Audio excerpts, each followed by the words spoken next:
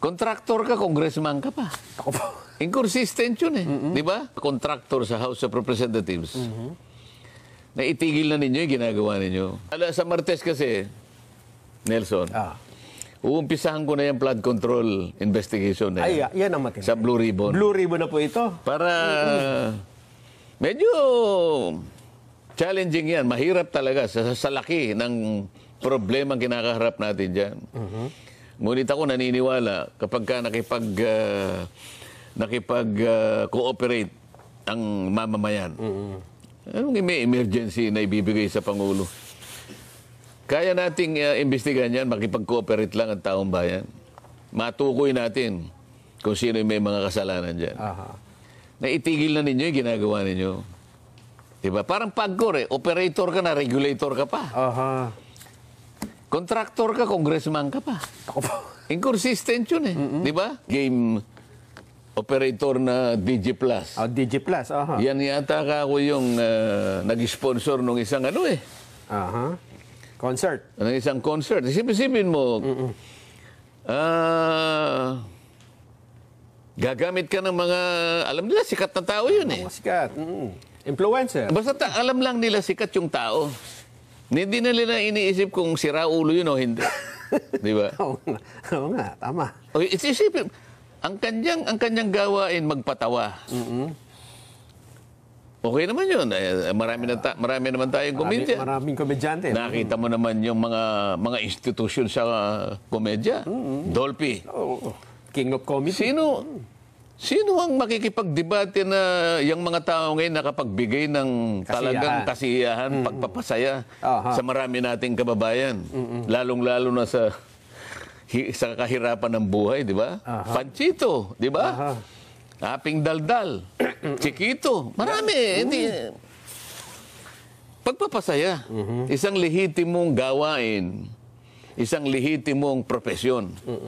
At talaga namang kailangan ng isang lipunan. Alam nga naman, puro lang tayo kalungkutan naman. Hindi naman pa pwede yun. Wala bang, di ba? Oo. Pero kapag gumawa ka ng isang bagay, pinilit mong magpatawa, para alipustahin mo ang kapwa mo. At the expense of others. Di ba? Pangalipusta, panlalait.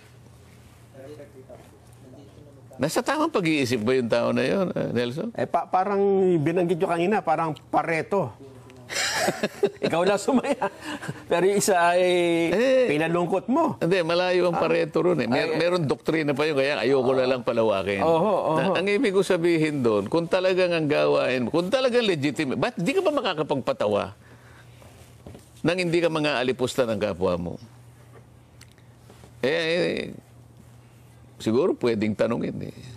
Wala bang kamag-anak yun na magpapayo sa kanya? Yun talagang tunay na kamag-anak. Kaibigan. Kaibigan kaya. Nakakaawa eh. Di ba? Sino bang tao ang masasabi mo na walang kapintasan? Lahat naman ng tao. Tama naman. Pero Huwag mong gagawing katatawanan yun eh. Lalong-lalo na ikaw ang pinakamaraming kapintasan, halimbawa. Sa bagay, siya nga, may problema sa sarili niya eh. Hindi niya malaman kung lalaki siya o babae siya. Problema yun. Alam mo, sa psychology, ang tawag doon yung cognitive dissonance. No? Marami tayong masasabing doktrina eh. Ang katapus-tapusan lang yan eh, dapat para ang ating bansa ay maging progreso. No? Lahat tayo. Ano man ang profesyon natin, magpakasigasig tayo, magpakasipag tayo. At huwag natin nga haluan ng kahit ano, yung dito ka magaling, di ba? Katulad mo, Nelson. Ito naman dito ka talaga natanyag. At meron ka namang kakayahan talaga na makapag-alay tayo ng konting pag-uusap, may bahagi natin sa ating mamamayan. Yan ang ating pagsisikapan eh. Pero para gawin natin ito, gagawa pa tayo ng ibang bagay. May ginagawa ka na nga mabuti pagkatapos pasasay mo yung walang net effect na maganda yun eh. Di ba? Kaya ko lang naman nasabi sapagkat ang pinag-uusapan namin noon, online games eh. Ngayon, kung ibinabawal ninyo, sabi ko, binabawal natin. Eh, kayo na nga yung nagsabi kanina, nagiging salot na ng lipunan. Ako makasangkapan pa sila ng mga tao para lalo itong maipalaganap, gayong nasisira na pala yung lipunan. Hindi ba? Kasi yung, yung mga kontratista ng mga flood control project, mismo ang Pangulo pa nga ang naglilitaw, naglabas. At ng mga, kung ano-anong mga korporasyon ito, Sen.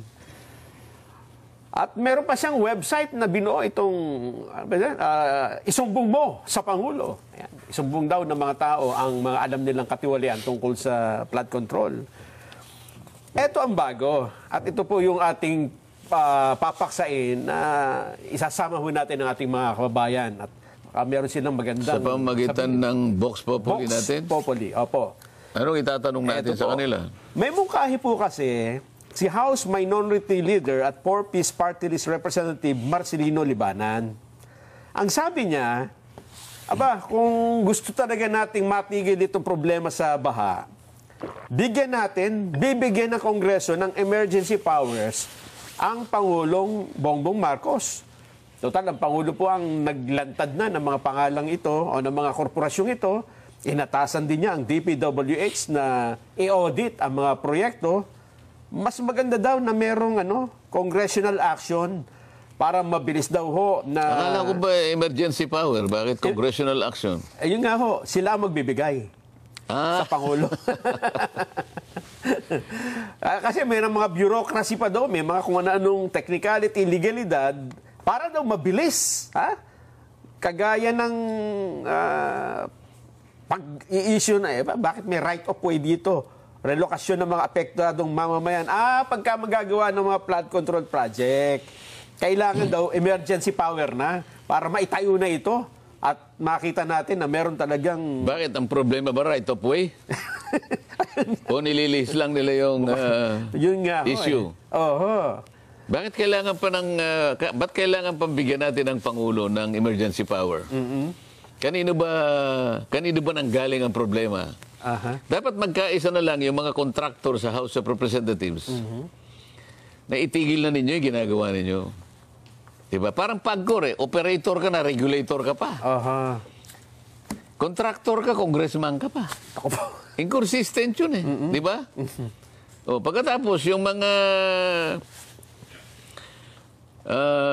pag-i-insert ng mga proyekto, paggagawa ng mga project na hindi naman, hindi ba nung isang araw na-discuss natin dito, Nelson?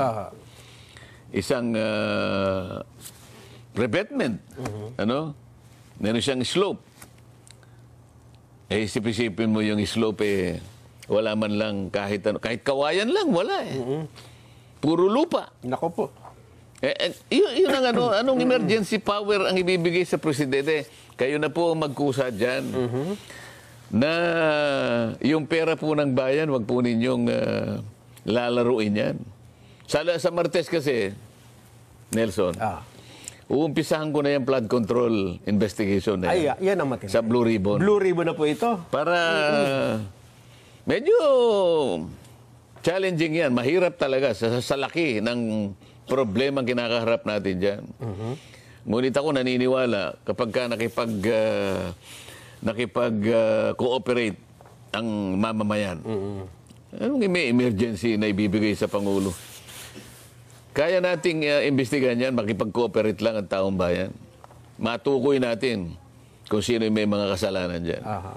Parang nakita ko na, Sen, kung bakit emergency power ang gusto Dahil ito, nakasusunod, sa pamamagitan ng emergency power, maaaring ipatupad ng Pangulo ang realignment ng budget para pondohan ang iba pang mga kailangan laban sa pagbaha. Yun lang pa, budget na naman palang pinag-usapan. Nakita mo na.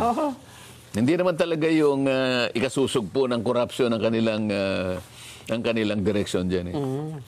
Nililihis nila, itinatago nila yung tunay na problema.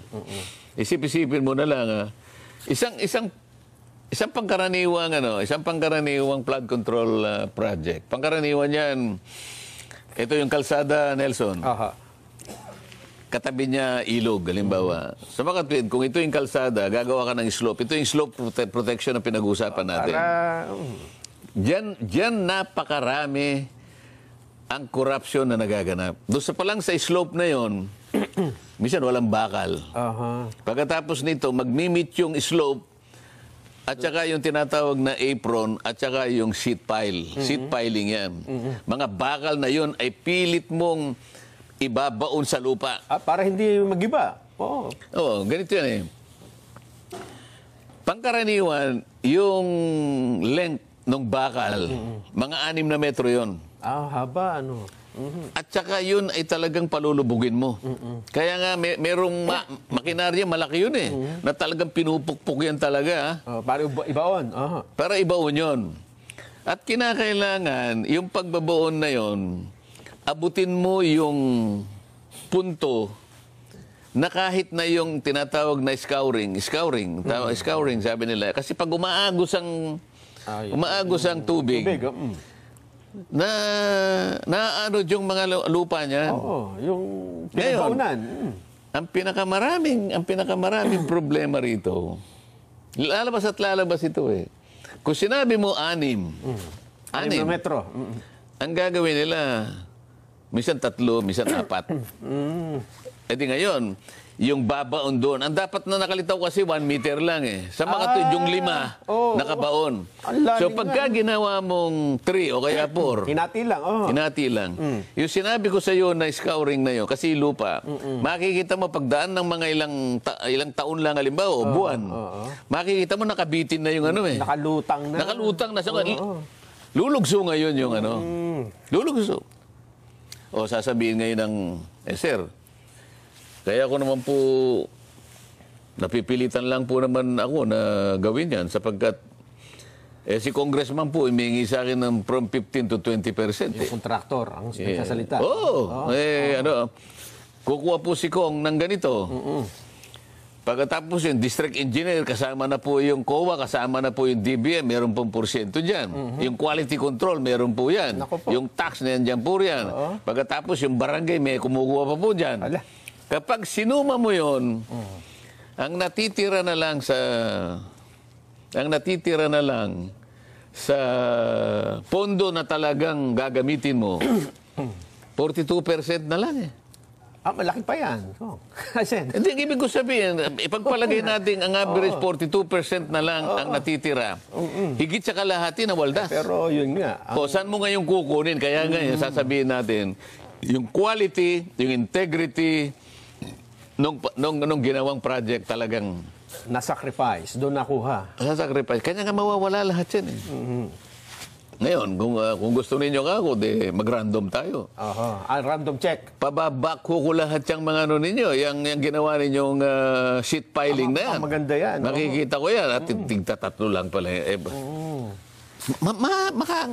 Makikita mo eh. Ngayon, baka kala nila, interesado ako sa kontraktor. Interesado ako sa kontraktor. Pero, makipag-cooperate kayo, makipagtulungan kayo. Tama. Sabihin ninyo kung magkano binibigay nyo sa mga taong gobyerno para hindi kayo ang madidikdik dyan. Totoo. Yan lang aking munang masasabi. Hindi tayo nananakot. Yan naman.